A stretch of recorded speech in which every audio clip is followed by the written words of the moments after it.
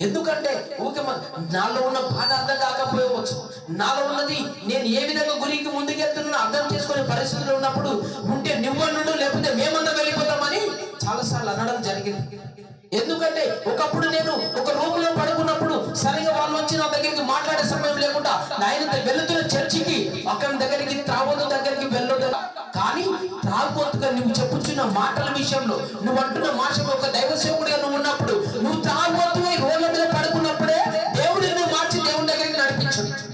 కానీ అట్లాంటి వాళ్ళు దేవుని దగ్గర తాగుతుల మధ్యలోకి వెళ్ళొద్దని ఒక దైవ సేవకుడు ఎట్లా ఆరాధించెదను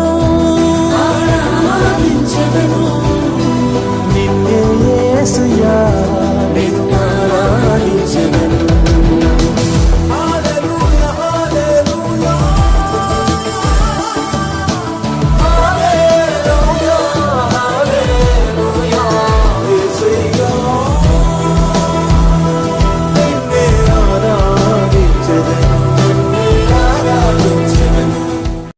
ఆరాధించెదను ఆరాధించెదను నిన్నే యేసయ్యా నిన్ను ఆరాధించెదను. హల్లెలూయా హల్లెలూయా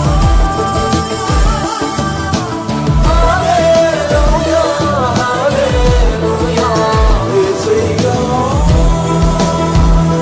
నిన్నే ఆరాధించెదను ఆరాధించెదను. యేసయ్యా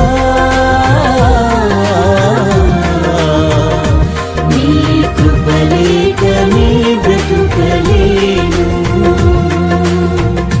నా యేసయ్యా నీ కృప లేక నీ బ్రతుకలేను.